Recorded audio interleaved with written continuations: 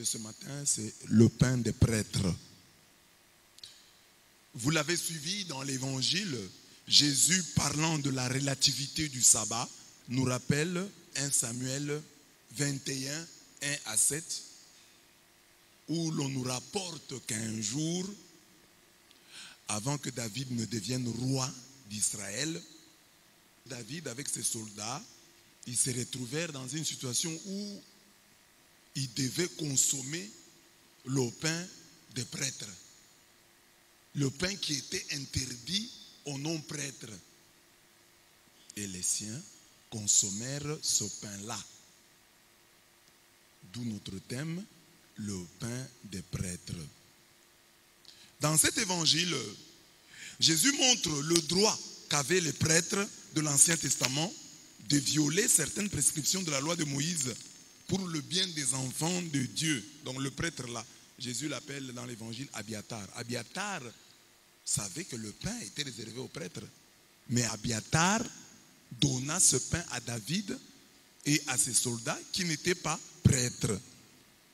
C'est un exemple que Jésus nous donne pour dire que la loi de Dieu peut être violée si le bonheur des hommes est en danger. Dieu a dit, ne mangez pas de ce pain, c'est pour les prêtres. Mais David et les siens avaient faim. Dieu dit, bon, vous pouvez manger. Là, c'est au cours d'un débat sur le sabbat. Le jour du sabbat, d'après les Juifs, on ne fait rien. Mais Jésus, le jour du sabbat, dit, on peut guérir, on peut faire du bien. Les Juifs disent, le jour du sabbat, on ne fait rien. Jésus dit, le jour du sabbat, on doit faire le bien.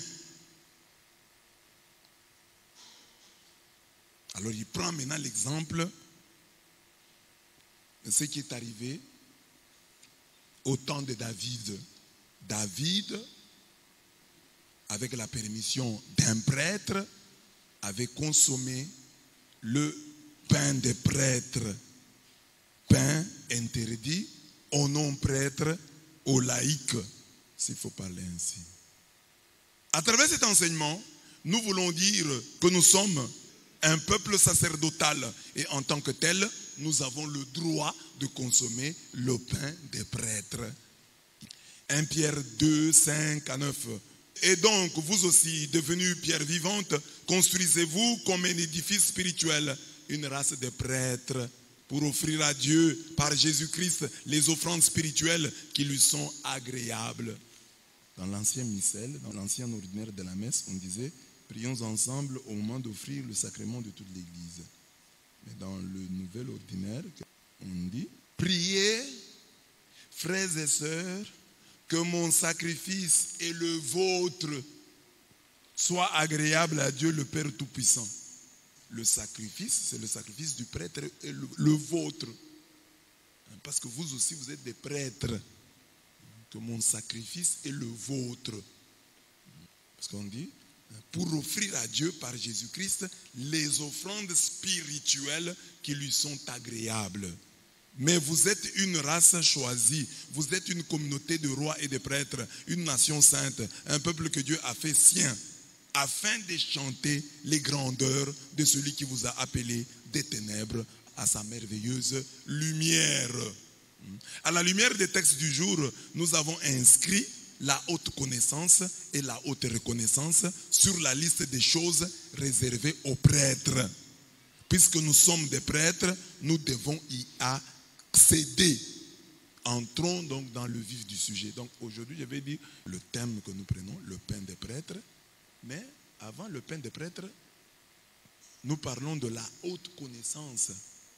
La haute connaissance que nous considérons comme aussi un pain des prêtres. Nous prenons la haute reconnaissance que nous considérons aussi comme un pain des prêtres. Un des aspects du pain des prêtres. Donc, dans le pain des prêtres, il n'y a pas que le pain matériel. Il y a aussi la haute connaissance et la haute reconnaissance. La haute connaissance. Dans les versets qui précèdent le texte de la première lecture de ce jour, il nous est clairement dit.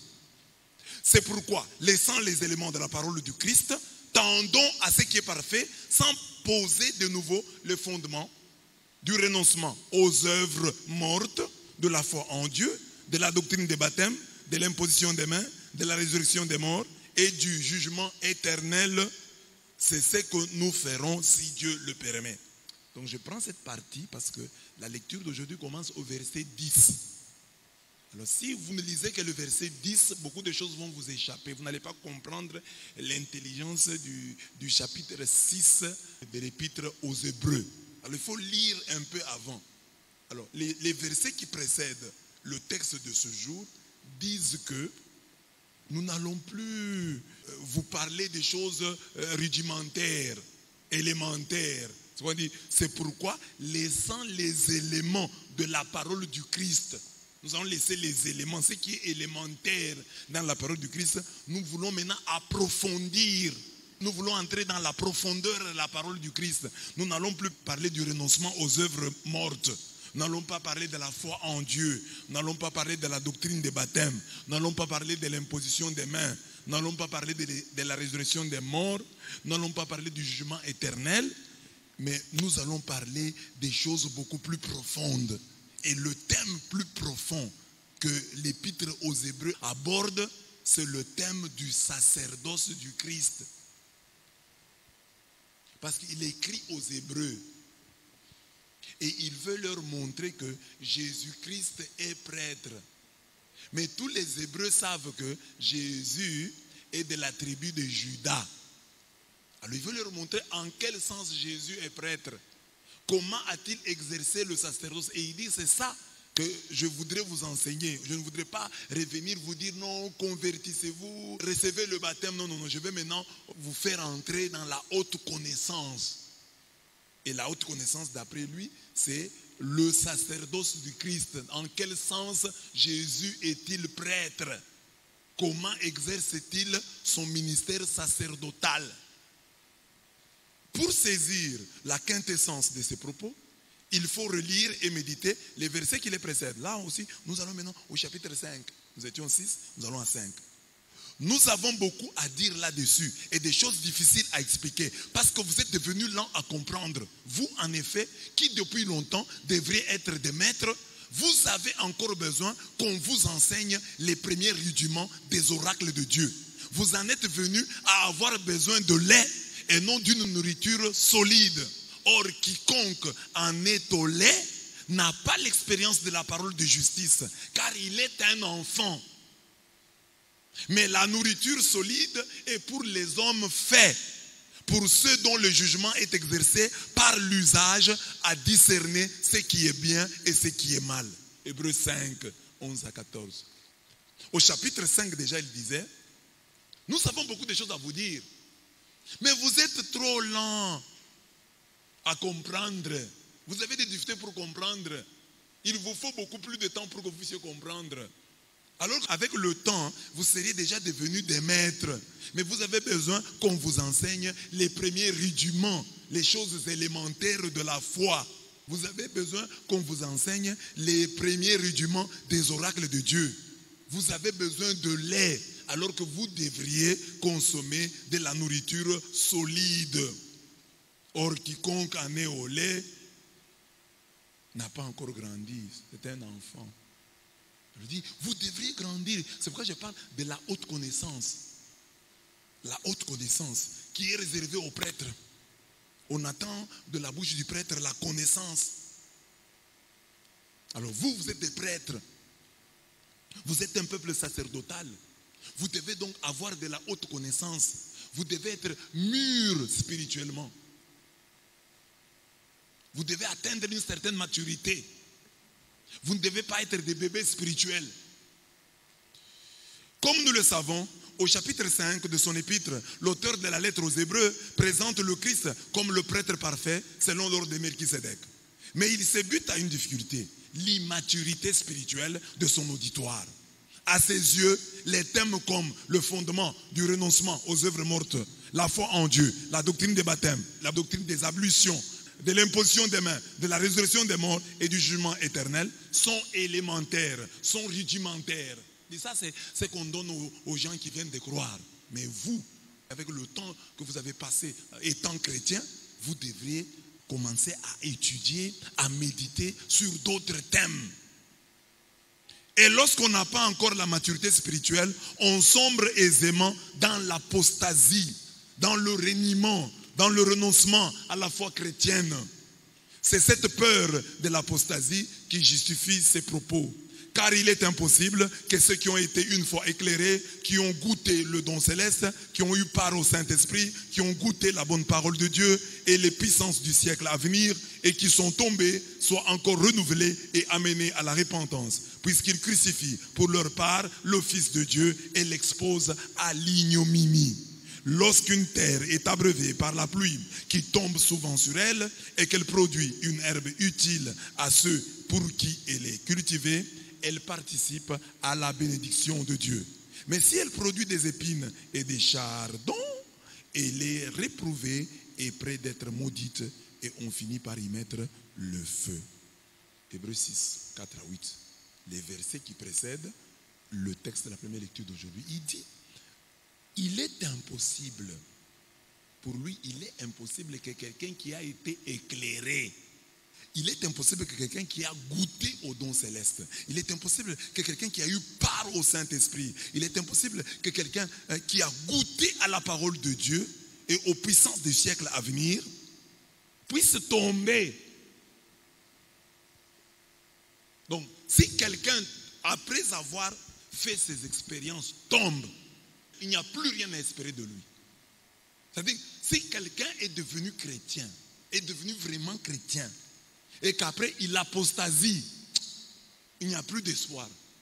Ne priez plus pour lui, comme dit Jean. C'est fini. Parce que c'est impossible qu'après avoir goûté à ce miel-là, on ait encore envie de manger la morve.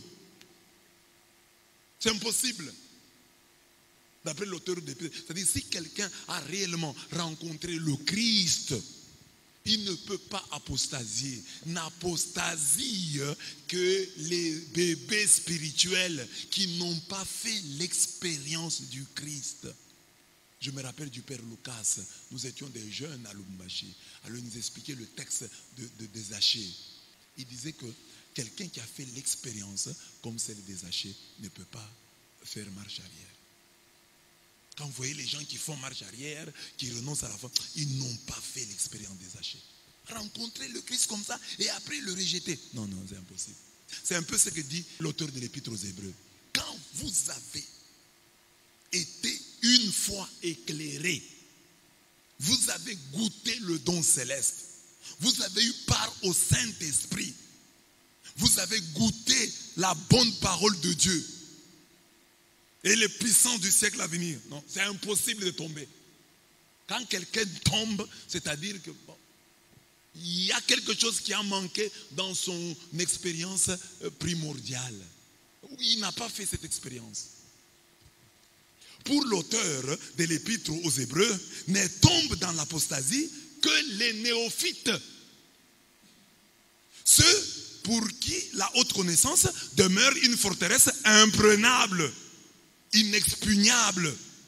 C'est lui qui a la haute connaissance du Christ, est éclairé. Il a goûté au don céleste, il a eu part au Saint-Esprit, il a goûté à la parole de Dieu et aux puissances du siècle à venir. Un tel homme est comme une terre souvent abreuvée par la pluie et qui produit de la nourriture. Je suis en train d'expliquer Hébreux 6, 4 à 8. Mais c'est lui qui, après avoir reçu cette pluie de la bonne parole et qui tombe par la suite dans l'apostasie, est irrécupérable. Et irrécupérable, parce que qu'est-ce qu'on va encore faire pour lui? Il est impossible qu'il soit encore renouvelé et ramené à la repentance, puisqu'il crucifie pour sa part le Fils de Dieu et l'expose à l'ignominie. C'est comme s'il prenait encore le Christ, il le remettait à la croix. C'est lui qui, après avoir goûté au don céleste, goûté à la parole de Dieu, tombe dans l'apostasie, renie sa foi, abandonne le Christ. Il n'y a plus rien à espérer de lui. C'est fini pour lui. Saint Jean dira qu'il ne faut même pas prier pour lui. Il a commis le péché qui conduit à la mort. À la lumière de ce texte, nous sommes donc invités à prier et à faire tout ce qui est en notre pouvoir pour rencontrer le Christ en tant que Melchisédek. Cette connaissance du Christ comme Melchisédek est un puissant vaccin contre l'apostasie, contre la rétrogradation spirituelle. En effet, très souvent, nous ressemblons au chien et à la truie. Le chien est retourné à ce qu'il avait vomi et la truie s'est vautrée dans le bourbier de Pierre 2, 22. Si nous rencontrons Jésus comme Melchisédek, nous ferons la même expérience qu'Abraham, qui fut le premier homme à rencontrer Melchisédek, roi de Salem. Que dit la Bible au sujet de la foi imperturbable d'Abraham?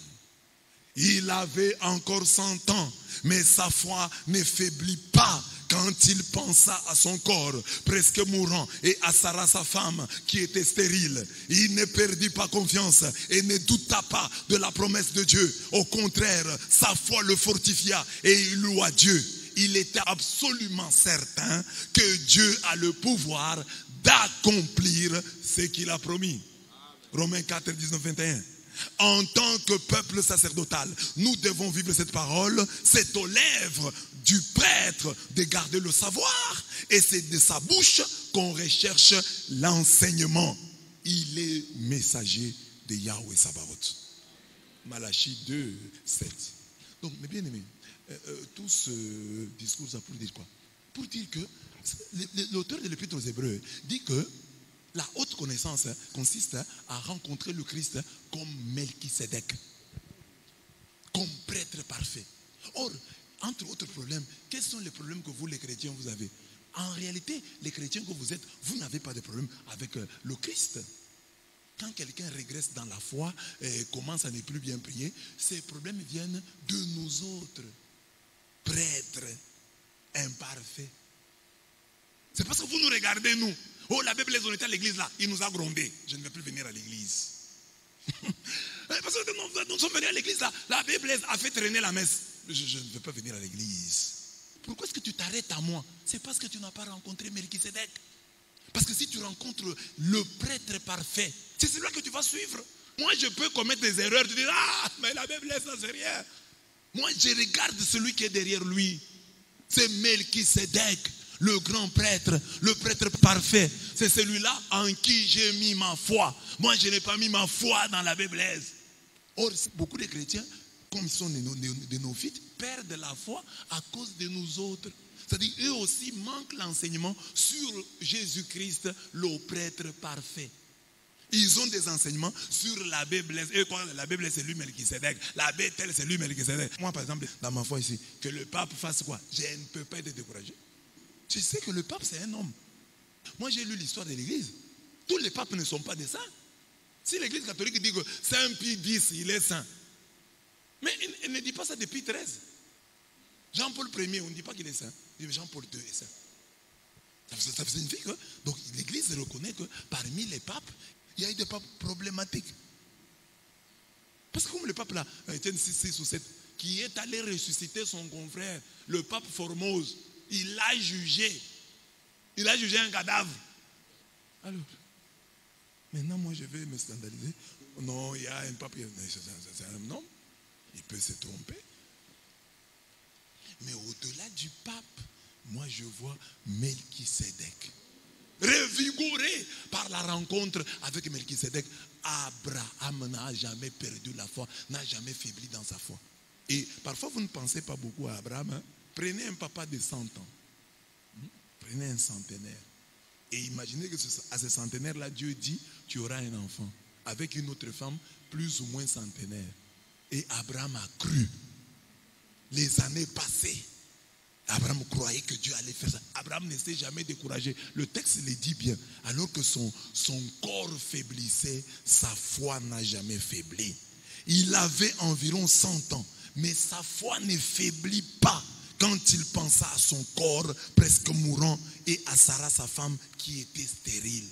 Il ne perdit pas confiance et ne douta pas de la promesse de Dieu. Au contraire, sa foi le fortifia et il loua Dieu.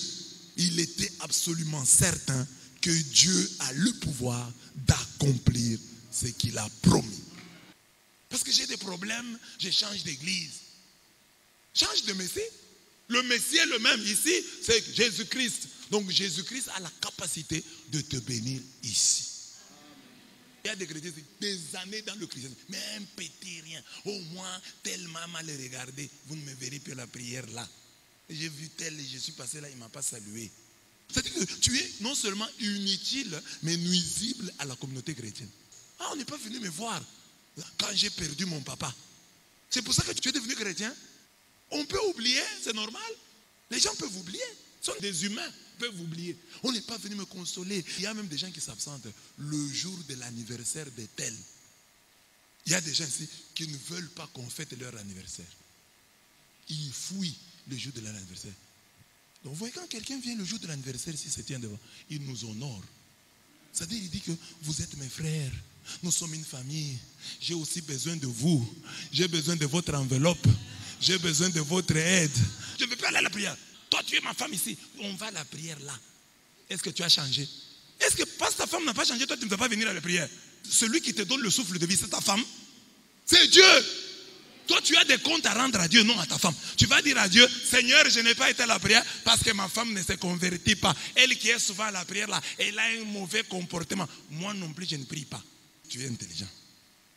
Ça, c'est ma femme, ça, c'est Dieu. Dieu me donne le souffle de vie. Dieu, c'est lui qui veille sur moi. J'ai besoin de Dieu dans ma vie. Ça, ma femme ici, elle est utilisée par le diable. Mon mari est utilisé par le diable pour me séparer de Dieu. Mais je ne vais pas me laisser faire. Moi, je vais aller prier. Il faut sentir que dans ta foi, tu as atteint ce niveau-là. Que ce que font les prêtres, oh les scandales des prêtres, oh les scandales des religieuses, oh les scandales des chrétiens, vont m'empêcher moi de prier. Non, moi j'ai déjà grandi. Moi je sais en qui j'ai mis ma foi. Je sais qui je suis en train de suivre. Qui je veux rencontrer.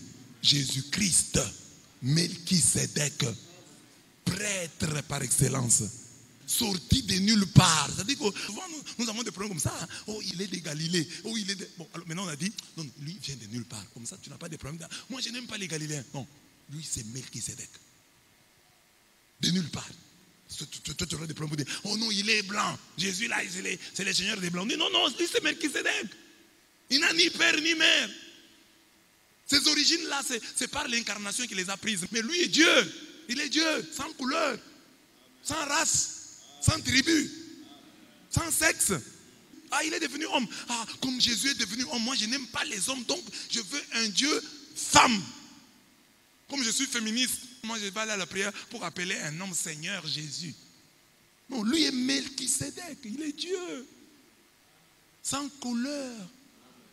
Au-dessus des couleurs, au-dessus des races, au-dessus des tribus. J'ai dit la haute connaissance. Le texte de Malachie 2, 17 dit, c'est aux lèvres du prêtre de garder le savoir. Le prêtre doit avoir la connaissance. Et c'est de sa bouche qu'on recherche l'enseignement. Donc, toi, comme tu es prêtre, on doit chercher l'enseignement de ta bouche. C'est ça qu'on attend de la bouche d'un prêtre, un enseignement. Pas que toi, tu aides la personne à entrer dans les profondeurs du mal. Non, non, oui, ça, là, tu as raison. Même moi, je suis aussi découragé par ça. Ça, c'est ça l'enseignement. De la bouche du prêtre, un enseignement. Quand quelqu'un donne-lui un enseignement, profite pour lui donner un enseignement. Et l'enseignement est au-dessus de tes sentiments. Tu dis, non, ça sont mes sentiments. Mais l'enseignement, qu'est dit Dieu? Quelle est la volonté de Dieu dans ce cas précis? Est-ce que Dieu me dit à moi que lorsque j'ai un problème avec un chrétien, que je ne vienne pas à l'église? Est-ce que Dieu peut être d'accord avec moi que quand j'ai un problème avec le prêtre, que je n'aille pas à l'église? Non, je dois aller à l'église. Et puis il y a des chrétiens ici qui se contentent parfois des paroles que je prononce. Moi, je suis un père. Nous tous dans nos familles, nous avons eu des parents. Les parents, quand ils sont fâchés, peuvent dire des choses. La Bible elle-même, Apocalypse 22, 11, Dieu dit quoi? Que le pécheur continue dans ses péchés. Prenez ça, vivez ça. Que le pécheur continue dans ses péchés, dit la Bible. Vous suivez ça? Ça c'est Dieu. Apocalypse 22, nous sommes à la fin de la Bible. Dieu est fatigué, Dieu dit bon, que les saints se sanctifient encore. Que celui qui est souillé se souille encore. Mais les parents disent aussi ça. Toi, ici à la maison, fais ce que tu aimes. Je ne veux plus rien te dire. Tu n'es plus mon fils. Tu peux faire tout ce que tu veux. Si tu veux venir ici à 23h, viens. Si tu veux dormir ailleurs, va dormir. Le papa veut ça. C'est ça qu'il veut. Il veut t'inviter à changer. Mais quand les chrétiens ne sont pas mûrs, dès que j'ai dit ça, il a dit ça, nous on parle. Tu n'es pas mûr spirituellement. Parce que tu n'as jamais fait ça avec ton papa. Sans Saint-Esprit, tu avais compris que papa, c'est une manière de parler. Mais ici à l'église, non, il faut le Saint-Esprit. Il faut un enseignement. Le pain des prêtres, la haute connaissance. Pour que quand je prêche comme ça, je dis, ah oui, là maintenant je comprends un peu. La haute connaissance. C'est un pain de prêtre qu'on doit avoir dans nos vies. 2. La haute reconnaissance. La reconnaissance, c'est la gratitude. C'est le fait de reconnaître un bienfait reçu. Nous disons souvent que la reconnaissance n'est pas de ce monde. C'est une très belle parole de sagesse, mais que nous ne vivons pas. Si nous devenons matures spirituellement, nous allons la vivre et accéder à cette forteresse dont l'accès nous est fermé par le diable et les siens. L'auteur de l'Épître aux Hébreux nous invite à cette haute connaissance en ces termes. Quoique nous parlions ainsi, bien-aimés, nous attendons pour ce qui vous concerne des choses meilleures et favorables au salut. Car Dieu n'est pas injuste pour oublier votre travail et l'amour que vous avez montré pour son nom, ayant rendu et rendant encore des services aux saints. Dieu n'est pas injuste pour oublier votre travail et l'amour que vous avez montré pour son nom, ayant rendu et rendant encore des services aux saints. Hébreux 6, 9 à 10. On le voit, la haute reconnaissance dont nous parlons n'est pas celle que nous devons avoir envers Dieu, mais plutôt celle que Dieu a envers nous. Dieu est reconnaissant. Quand quelqu'un comprend que Dieu est reconnaissant, il entre alors dans le pain des prêtres, dans la haute reconnaissance. Un homme mûr dans la foi vit les yeux et le cœur fixés sur la récompense qui lui viendra de Dieu. L'homme charnel et immature a besoin des acclamations, des félicitations, des approbations des hommes pour continuer à faire le bien. Mais l'homme qui est entré dans la forteresse de la haute reconnaissance divine attend son salaire de Dieu. Il sait en qui il a cru et il attend de ce dernier son salaire. Ainsi, mes chers frères, montrez-vous fermes et inébranlables. Soyez toujours plus actifs. Soyez toujours plus actifs. Soyez toujours plus actifs dans l'œuvre du Seigneur, puisque vous savez que la peine que vous vous donnez dans la communion avec le Seigneur n'est jamais perdue. N'est jamais perdu. N'est jamais perdu. Oh, je cesse de faire. J'ai fait ça, on ne me félicite pas. Non, c'est lui qui doit te payer, c'est Dieu. Il n'est pas injuste pour oublier votre travail et l'amour que vous avez montré pour son nom, ayant rendu et rendant encore des services aux saints. Dieu n'est pas injuste. Alors, entrer dans la haute reconnaissance, c'est savoir que c'est Dieu qui me récompensera. C'est Dieu qui me payera. Pour arriver et persévérer dans une telle foi, il faut avoir rencontré Melchisédek, le roi de Salem, qui nous dit, voici que mon retour est proche et j'apporte avec moi le salaire que je vais payer à chacun en proportion de son travail. Dieu nous payera conformément à notre travail. Tu ne peux pas te décourager. Oh non, je suis allé à l'église, on ne m'a pas acclamé. Je suis allé à l'église, on n'a pas cité mon nom, on ne m'a pas félicité, donc j'abandonne. Non, Dieu me payera. Dieu est reconnaissant. Même si les hommes sont ingrats, Dieu est reconnaissant. Dans la vie, quand tu travailles, tu ne verras pas beaucoup de gens venir te soutenir. C'est quand tu réussis. C'était bien, c'était très bien, on ne savait pas que ça allait être comme ça. Et toi continue. Voici que mon retour est proche et j'apporte avec moi le salaire que je vais payer à chacun en proportion de son travail. Croyons au livre de souvenirs dont parle Malachie 3, 15 à 18. Maintenant nous en sommes à déclarer heureux les arrogants. Ils prospèrent les arrogants. ceux qui font le mal. Ils mettent Dieu à l'épreuve et ils s'en tirent. Voilà ce que les gens disent. Ah, nous voyons les gens qui font le mal, ils prospèrent, ils vont de l'avant. Hein? C'est ça le constat. Il a commis telle erreur, mais il prospère, il est bien, malgré. Et vous savez, le bonheur du méchant, ce n'est pas toujours un bonheur. Le méchant veut donner l'impression qu'il prospère. Vous voyez, quand nous étions enfants, tu peux dire à la maison, je refuse de manger. N'est-ce pas? Tu refuses de manger, alors en ce moment-là, tu avais peut-être 1000 francs. Tu vas aller payer ton pain et venir le manger devant là. Que moi j'ai l'argent, je peux me débrouiller tout seul. Tu manges le pain. Ce sera pendant combien de jours? Il fait semblant d'être heureux, il n'est pas heureux.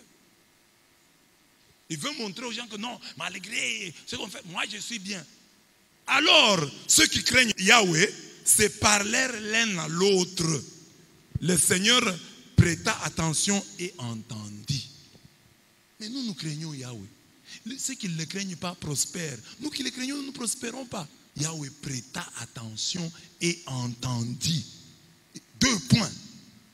Un livre aide-mémoire fut écrit devant lui en faveur de ceux qui craignent Yahweh et qui pensent à son nom.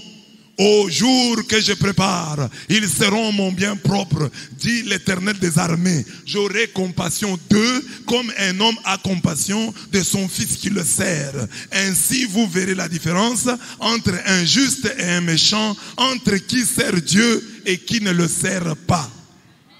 Donc aujourd'hui, vous pouvez ne pas voir la différence, mais la Bible dit, un jour vous verrez la différence. Un jour la différence éclatera. On la verra. Ah, celui-ci servait Dieu. Celui-ci ne servait pas. Il y a un livre de mémoire. Dieu a un aide-mémoire. Imaginez un peu l'image, comment elle est forte. Dieu qui a besoin d'un aide-mémoire. Un aide-mémoire. Un livre aide-mémoire fut écrit. Un livre aide-mémoire fut écrit devant lui en faveur de ceux qui craignent. Donc Dieu a un livre de souvenirs. Ah, tel a fait ça pour moi. Tel a fait ça pour moi. Tel a fait ça pour ses frères. Il y a un livre de souvenirs. La haute reconnaissance, c'est savoir qu'il y a un Dieu reconnaissant. Notre Dieu n'est pas injuste. Notre Dieu n'est pas ingrat. S'il paye les gens pour un verre d'eau fraîche, il te payera pour le bien que tu fais. Même si le monde ne le reconnaît pas, même si le monde ne le voit pas, Dieu te payera pour ce bien-là.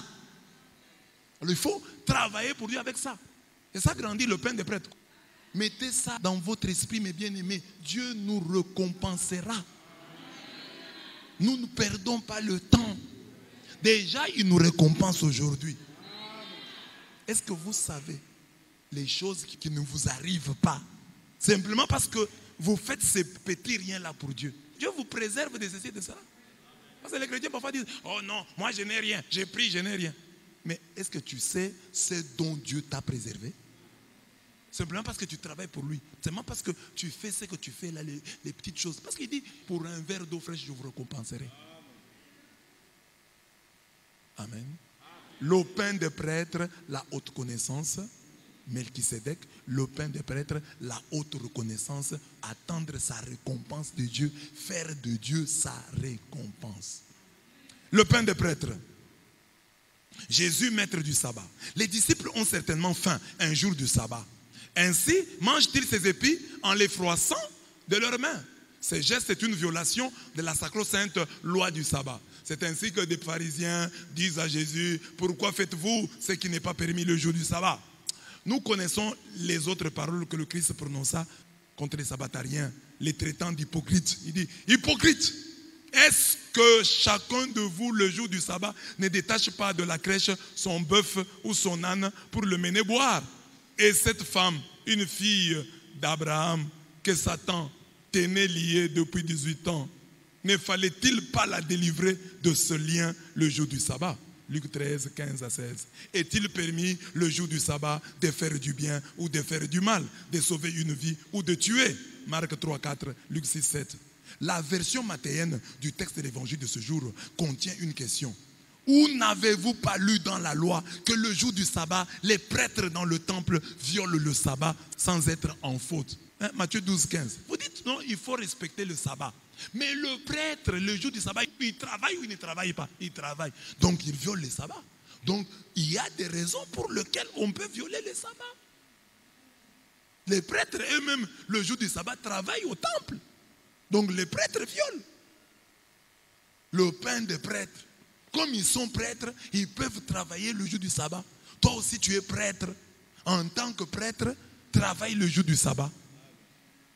En tant que prêtre, tu n'as pas de jour férié. Chaque jour fait le bien. Il n'y a pas de vacances spirituelles. Il n'y a pas de vacances caritatives. Il n'y a pas de vacances en matière de prière. Chaque jour travaille parce que tu es prêtre. Même quand le jour du sabbat, les autres ne travaillent pas. Toi, tu es prêtre, travaille. Le pain des prêtres, c'est leur travail. Un autre texte va dans le même sens. Si donc un homme reçoit la circoncision un jour de sabbat sans que la loi de Moïse soit violée, pourquoi vous irritez contre moi parce que j'ai guéri complètement un homme un jour de sabbat? Jean 7, 23. On le voit dans le temple, les prêtres, par leur service sacré, violent le sabbat. Chez les Juifs, la circoncision était faite le 8e jour, même lorsque ce jour tombait le sabbat. C'est clair, le pain des prêtres, c'est cette prérogative donnée aux prêtres de violer certaines lois établies au nom du service sacré. En guérissant beaucoup d'infirmes le jour du sabbat, Jésus nous enseigne qu'il n'y a pas de jour férié pour Dieu. Dieu ne fait pas de sieste. Il ne sommeille ni ne dort, le gardien d'Israël. Psaume 121, verset 4. Il ne prend pas son congé. Il ne va pas en vacances. Mon Père agit jusqu'à présent et moi aussi j'agis. Jean 5, 17. Violons le sabbat en nous convainquant du fait qu'au nom du bien, qu'au nom du vrai, au nom du beau, les lois établies tombent. Violons le sabbat en transformant tout ce que nous faisons en sainte liturgie. Violons le sabbat en croyant que chez le Dieu du sabbat, il n'y a pas de jour férié. Violer le sabbat, c'est comprendre que le sabbat est fait pour l'homme et non l'homme pour le sabbat. Les lois essentielles doivent l'emporter sur les lois célèbres. Il y a des lois essentielles qui sont essentielles mais qui ne sont pas célèbres. Comme le sabbat, c'était une loi célèbre, mais n'était pas essentielle. La loi essentielle, c'est l'amour. Violer le sabbat à la suite du Christ, c'est croire que les forteresses sont faites pour être conquises. Amen. C'est ça, violer le sabbat. Par exemple, aujourd'hui, là, voilà, toi, tu es un homme marié. Comme Dr Bobla, c'est un homme marié. Alors, maintenant, il va en cours de route, une femme d'autrui ou une fille tombe. Et ils sont à deux. Doit-il faire le bouche à bouche pour réanimer cette femme, oui ou non? Toi, fais le bouche à bouche et sauve cette femme. Au nom de Jésus. Tu es quelque part, tu es papa, et à côté de toi, il y a une femme mariée. Un insecte entre dans la blouse de la femme mariée. Juste là où il y a le sein. Et la femme, l'insecte! Elle a peur. Papa, tu fais quoi? J'introduis la main et je libère. Amen. La femme est quelque part et un monsieur, l'insecte entre dans le pantalon. Et l'homme est insecte, insecte. Écoutez, écoutez, écoutez. Il n'y a que la femme là et le monsieur. Et le monsieur c'est un peu... Ah, je vais mourir. C'est un exemple pour nous montrer la loi. Il y a une loi qui dit que... Mais ici, il y a la vie de l'homme qui est en danger. Doit-on respecter la loi et laisser la personne mourir? Ou doit-on violer la loi et donner à l'autre l'occasion de continuer à vivre? Non, moi je ne touche pas. Moi je suis un chrétien. Moi je ne peux pas faire ça. Mets de l'eau dans ton vin. On m'a rapporté l'histoire d'un séminariste. Ils sont quelque part là, les séminaristes, et leurs amis qui ne sont pas séminaristes. Alors une fille vient Alors, la fille là, est habituée à saluer les autres. Pain, pain. Pain, pain. Maintenant, on arrive au niveau des séminaristes. La fille là ne sait pas qu'il est séminariste. La fille vient aussi comme ça. Et ça fait comme ça. Mais tu vas créer des problèmes dans la tête de la fille. Accepte. C'est quoi? Ça fait quoi? Elle ne savait pas. Si peut-être elle savait, bon, elle ne savait pas, bon, c'est arrivé. Elle a salué les autres. Et là, aussi, toi aussi, tu es un garçon, et te salue comme elle a salué les autres. Je suis séminariste. Et il faut donc regarder dans ta vie et dire, voilà, quand est-ce qu'au nom de la loi, je refuse d'aider l'autre. Comme cette histoire que je vous raconte, du prêtre qui a écrit chez lui, de 14h à 17h, ne frappez pas. Sieste sacerdotale. Les gens ont toujours respecté ça, les gens ont toujours respecté. Un jour, un papa vient frapper à 16h. Toc, toc. L'abbé est très fâché. Il se lève pour gronder le papa. J'ai déjà dit qu'on ne me réveille pas avant 17h. Il est 16h, il frappe. Il va voir aujourd'hui. L'abbé sort dit, monsieur, bonjour monsieur l'abbé, je suis venu payer la dîme. Il dit, bonjour papa. Donc c'est ça, il y a les principes. Les principes sont là, mais il y a toujours des exceptions. Pour la vie, pour le bonheur de l'autre, sachons faire des exceptions. Oui, j'ai dit ça. J'ai dit qu'à 16h j'arrête. Mais ce malade vient d'arriver maintenant. Moi je dois partir. Tu es infirmière, c'est ton heure, tu dois partir. Mais une femme vient d'arriver, c'est une vie à sauver. Sauve d'abord la vie. Non, moi je pars. Mon heure est déjà arrivée. Les autres doivent venir. L'autre n'est pas encore venu, mais il y a un cas ici. Moi, je pars. Tu vas tuer quelqu'un parce que tu respectes les principes. Les principes, oui, mais la vie de l'autre est au-dessus des principes. Je suis médecin, j'ai terminé mon tour, moi je pars. Mais il y a un malade, il y a une urgence. L'autre médecin n'est pas encore venu. Je soigne d'abord le malade. J'accueille d'abord le malade. Je prends en charge d'abord le malade. Oh non, moi pour soigner, il faut payer l'argent. Mais ce monsieur va mourir, soigne-le. Non, non, il faut payer l'argent. Fiche. Le monsieur est malade. D'abord l'argent des fiches. Fiche. Bonjour, bonjour. Il est là, il tremble. Nom de papa. Son sexe. Le sexe de son papa. Ils sont combien dans la famille? C'est ça qu'on a étudié à l'école. On doit poser toutes les questions pour savoir s'il a eu des antécédents. Est-ce qu'il y a des antécédents? Soignez d'abord le malade. Les principes sont là, mais la vie est en danger. Sauvons la vie qui est en danger. Il y a des hôpitaux qui ont eu cette réputation-là. Parfois des hôpitaux avec des noms chrétiens. Hôpital Bon Berger. Hôpital Jésus ma vie. Et là, un malade est mort parce qu'il n'avait pas d'argent. Tu n'as pas d'argent, mais on te laisse là-bas. Il y a un principe que les malades doivent payer. Mais cet homme peut mourir. Sauvons d'abord la vie. Il y a des hôpitaux ici qui ne reçoivent pas de dons. Tout ce que vous avez à l'hôpital, là, vous l'avez payé. Tout ce que vous avez à l'hôpital, là, vous l'avez vraiment payé. Il n'y a rien que vous ayez reçu gratuitement. Vous ne pouvez pas soigner ce malade-là en mémoire du lit que vous avez reçu gratuitement. Ou des médicaments que vous avez reçus gratuitement. Des moustiquaires que vous avez même vendus. Non, non, celui-ci on le soigne, ça c'est un cas social. Ça n'arrive pas tous les jours. Ce n'est pas chaque jour qu'à l'hôpital vous aurez des gens qui viennent sans argent. Ce n'est pas chaque jour. Soignez. Le serment d'Hippocrate. On doit aussi bien nous payer. Oui, on doit bien vous payer. Mais ici, il y a une vie en danger. On fait quoi? Et puis parfois, il y a des gens qui viennent malades. Ce n'est pas même des produits. C'est seulement l'accueil là. Vous accueillez d'abord la personne. Même la famille est soulagée. Vous avez accueilli. Vous avez laissé le malade dehors. Dis, vous avez l'argent, ne le faites pas entrer ici. Vous avez l'argent? La consommation du pain d'oblation. Un peu d'exégèse pour commencer. L'épisode de la vie de David dont parle Jésus dans l'évangile de ce matin se trouve en 1 Samuel 21, 1 à 7.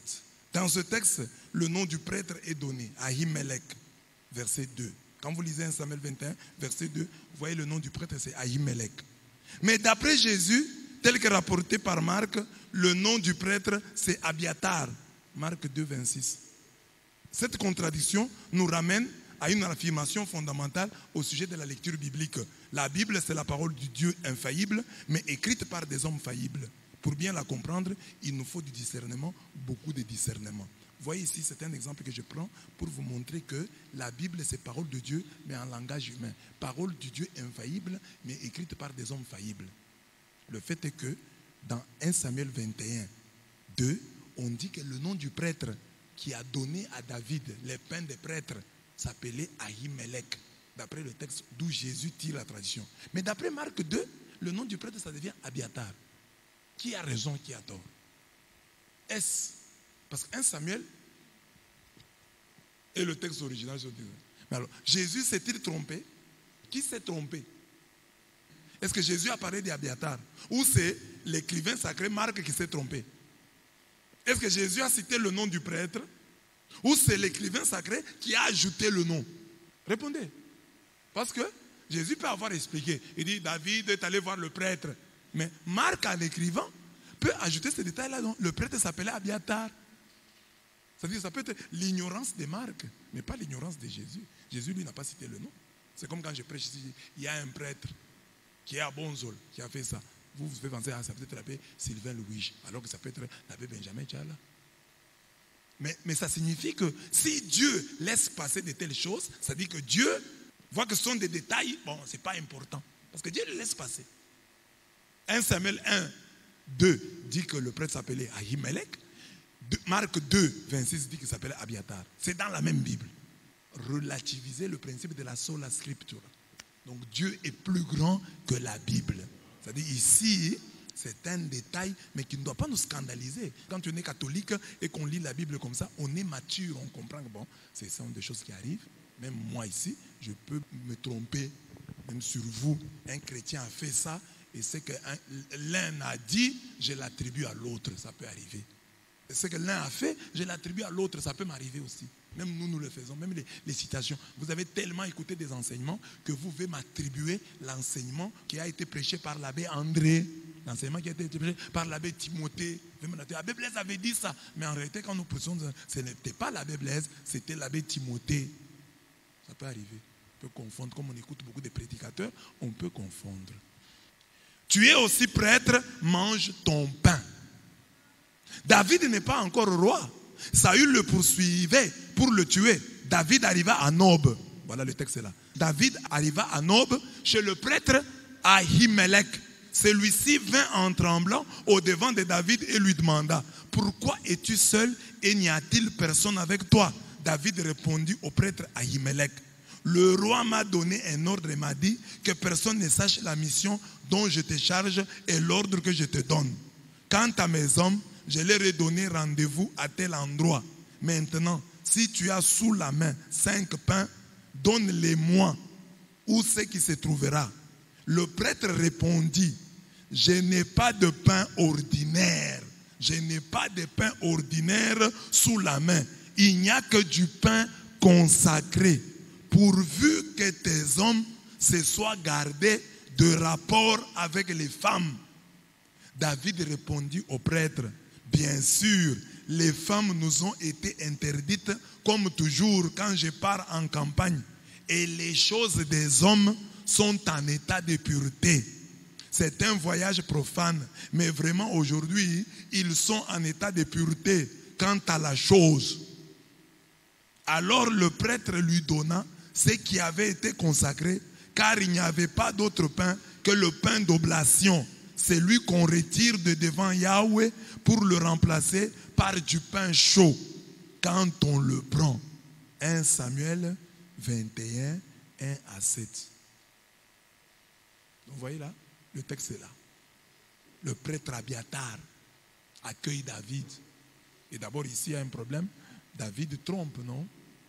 Lui était en train de fuir devant le roi Saül, mais il dit, le roi m'a ordonné que personne ne sache la mission que je te charge et l'ordre que je te donne. Donc même pour se sauver, il a menti. J'ai déjà parlé ici du pieux mensonge. Donc mentir c'est mauvais, mais il y a des cas où mentir devient salvateur. Ça sonne mal, mais c'est comme ça. Comme quand on poursuit quelqu'un pour le tuer. On va tuer Maître Lambert. Il est ici. Toi, tu es chrétien. Tu dis, oui, il est là, mais ne les tuez pas. Hein. On va les tuer. En ce moment-là, il faut dire, non, il n'est pas là. Il est passé ici. Il vient de passer. Ce mensonge-là est bon. Parce qu'il a sauvé quelqu'un. Voilà que tu violes le sabbat pour sauver une vie. Donc pour sauver une vie, tu peux mentir. Si quelqu'un veut tuer cette personne et que toi tu caches, la personne n'est pas ici. Il ne faut pas dire, moi je suis chrétien, hein, je ne peux pas mentir, hein, mais la personne est ici, hein, mais je te prie de ne pas la tuer, pardon. Hein. On va tuer la personne. Dis, elle n'est pas là. Même des choses, il y a des choses qui peuvent être vraies. Tu ne mens pas, mais tu t'étais. Tu peux te taire. Ou tu peux donner une réponse évasive. Tu sais que tel a volé. C'est qui? C'est lui qui a volé. Ah non, non. Bon moment, laissez ça. C'est quoi? C'est votre problème? Parce que non, moi je suis un chrétien, je dois dire la vérité. C'est lui. Non. Tu peux sauver quelqu'un en taisant son nom, en répondant évasivement à une question. En refusant de trop le charger. Comme cette histoire que je vous raconte de cet homme dans la parcelle où on volait des avocats. Il y avait un avocatier et les gens montaient, quelqu'un avait l'habitude de voler les avocats. Et un jour, il monte à l'arbre là et les gens sentent qu'il y a quelqu'un à l'arbre. Il dit, aujourd'hui, on va l'attraper. Un papa qui vivait là est monté. Il a vu que c'était un papa très respecté dans la parcelle, qui était le voleur d'avocats. Alors maintenant, il a dit, non, il ne faut pas que je l'expose. Il est monté avec un drap. Il l'a couvert. Le papa est descendu de l'arbre. On dit que jusqu'à ce jour, dans cette parcelle-là, on ne sait pas qui volait les avocats. Il n'y a que le papa là qui sait. Le voleur sait que c'est moi. Il sait que c'est moi le voleur. Et le papa là. Les gens ne savent pas. Non, moi je dois dire la vérité. Le voleur c'est lui. Non. Il y a des moments où tu peux taire. Comme dans les mariages, il y a des femmes qui savent que leurs maris sont des infidèles, mais n'ont jamais dit à personne. Elle va même mourir avec ça. Mon mari a été infidèle à un certain moment. Il faut que le mari lui-même le raconte, mais la femme n'a jamais raconté ça. Jamais. Il y a même des hommes dont les femmes ont été infidèles. Ils ont gardé ça. Ils ont pardonné à leur niveau. Ils existent. Le Seigneur du sabbat nous dit à travers ce texte qu'à chaque loi, il y a toujours une exception. Et cette exception ici, c'est la vie de l'homme, son bien, son bonheur. Manger le pain des prêtres, c'est chasser tout esprit qui nous limite diaboliquement et nous empêche de jouir de nos droits d'enfants de Dieu. Manger le pain des prêtres, c'est conquérir les forteresses. Même le sabbat, nous avons droit à un miracle. Même le pain extraordinaire réservé aux prêtres, nous le mangeons car nous sommes aussi des prêtres. Si Dieu nous ouvre ainsi la voie, qui pourra nous bloquer? Le pain des prêtres, la chasse gardée des autres est aussi nôtre. Mais pour manger ce pain extraordinaire, il faut nous savoir en guerre et respecter les interdits de la destinée. Le prêtre Abiatar ou Ahimelech dit à David, est-ce que ces hommes se sont gardés des rapports avec les femmes? Non. Ce pain, on le prend, oui, vous pouvez le prendre, mais à condition que vous soyez gardés des femmes. Parce que nous-mêmes qui sommes prêtres, nous ne le mangeons pas, dit Ahimelech, comme ça. Nous avons des interdits. Alors, si toi aussi tu veux manger ce pain de prêtre, il faut suivre les interdits. Et l'interdit ici, c'est de garder des rapports avec les femmes. Là, il y a un enseignement pour nous tous. Bien-aimés, le pain de prêtre, c'est toutes ces choses que tu penses être pour les autres. Les voyages en Europe, c'est pour les autres. Les pains de prêtres, ce sont les autres qui vont aller en Europe, ce sont les autres qui vont faire des grandes études, ce sont les autres qui achèteront des Ferrari, ce sont des autres qui peuvent construire des maisons pareilles. Tu laisses ça aux autres.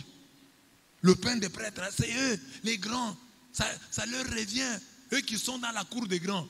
Ce matin, Dieu dit, tu as aussi droit à ce pain-là. Les choses que tu penses que c'est pour les autres, c'est aussi pour toi. Amen. Les pains des prêtres, tu peux aussi les manger. Amen. Ne dis jamais, ça c'est pour les autres, c'est pour toi. Je donne toujours cet exemple du supermarché. Vous savez, les supermarchés, ici il n'y en a pas de ce genre-là, ils ont des portes qui s'ouvrent à l'approche du client. Donc, la porte est là. Dès que tu t'approches, elle s'ouvre d'elle-même. J'ai vu dernièrement une vidéo, quelqu'un qui voulait entrer, il voit la porte qui s'ouvre, il fouille. Donc, la porte du supermarché dit que tu es capable d'entrer là-bas. Donc, c'est programmé là-bas. Donc, dès qu'une personne dont la taille arrive à ce point, par exemple, la porte va s'ouvrir. Elle ne va pas s'ouvrir devant un rat. Si un rat vient, elle va s'ouvrir. Si un serpent vient, elle ne va pas s'ouvrir. On a étudié la taille d'un homme, un enfant. Dès que tu arrives, la porte s'ouvre. Pas un rat, pas un insecte, mais un homme, un être vivant. Amen, amen. Alors, le fait que la porte du supermarché s'ouvre devant toi, ça signifie que tu as droit. Ne dis pas que le supermarché c'est pour les autres, c'est aussi pour toi. Ne dis pas que le magasin où on vend les véhicules c'est pour les autres, c'est aussi pour toi. C'est pourquoi je vous ai toujours prêché qu'ici en Bujimaï, vous voyez un endroit où on vend les véhicules, allez demander le prix. Même si vous n'avez pas l'argent, demandez le prix. Informez-vous. C'est combien? Ça c'est combien? Et ça? Et ça? Sachez combien ça coûte. Ne fouillez pas. Allez une fois à Bakwadjang. Quelles sont les meilleures boutiques de Bakwadjang? Vous entrez aussi là-bas, vous voyez quand même les prix. C'est déjà quelque chose. Ah, ça c'est combien? Et ça? Et ça? Et ça? Vous avez une idée? Ne craignez pas ces choses. Allez aussi à l'aéroport. Passe aussi à l'aéroport. Il y a des gens ici qui n'ont jamais été à l'aéroport. Donc il ne faut pas dire que ces histoires-là c'est pour les autres, c'est pour toi aussi. Ne t'interdis rien. Toutes les bonnes choses ici c'est aussi pour toi. Avoir un bon téléphone, ce n'est pas un péché. Tu peux avoir un bon téléphone, ne laisse pas. Ah, ça c'est pour les autres. Le pain des prêtres, tu dois aussi le manger. Mais on dit, pour manger le pain des prêtres, il faut respecter les interdits de la destinée. On dit, est-ce que tes hommes se sont gardés des rapports avec les femmes? J'ai prêché ça hier déjà en parlant du jeûne. Il y a des moments dans la vie, pour atteindre certains résultats, il faut se priver de ceci et de cela. Même si c'est ton droit, parce que tu es une personne mariée, il faut savoir t'en priver pour être à la hauteur des attentes de Dieu et de tes chefs. Donc au travail, on demande un rapport. Tu dois donner le rapport demain. Et ta femme demande le rapport la nuit. Tu choisis quel rapport? Celui que tu vas présenter demain. Et la femme doit comprendre que non, mon mari est au travail. Mais si chaque jour, tu oublies de faire le rapport là du travail, il faut donc te garder. Donc, est-ce que vous vous êtes gardé? Oui, je me suis gardé. Et ça, c'est vrai, et pour les grandes personnes, et pour les jeunes. Qui veut gagner le combat de la vie, doit d'abord gagner le combat du sexe. Si sur le plan sexuel, tu es une personne disciplinée, ça va te suivre partout. Et si sur le plan sexuel, tu n'es pas discipliné, tout homme que tu vois, tu acceptes. Toute femme que tu vois, tu acceptes. Tu es libre. Tu n'as pas de problème, tu n'as pas d'engagement. Ce n'est pas un problème. Ça fait quoi? C'est comme ça fait quoi? Aucune discipline. Tu n'iras nulle part. Les interdits de la destinée. Tu veux aller loin, sois discipliné. Même les garçons qui sont ici. Si tu es un garçon, tu ne suis pas les interdits de la destinée. Tu as une fille, ce n'est pas fiancée, tu te précipites, tu avais des relations. La fille tombe grosse. Et sa destinée, ta destinée sont détruites. Quel que soit ce que tu vas faire. Tu n'avais pas prévu de te marier maintenant. Maintenant, tu vas précipiter les choses. Tu n'as pas encore eu la maison. Tu vas créer des problèmes. Tu vas commencer à avoir des responsabilités auxquelles tu ne t'es pas suffisamment préparé. Et un mariage qui commence par une grossesse, souvent c'est un échec. D'abord c'est un échec parce que vous avez échoué. Vous avez été incapable de vous contenir. Que Dieu vous bénisse.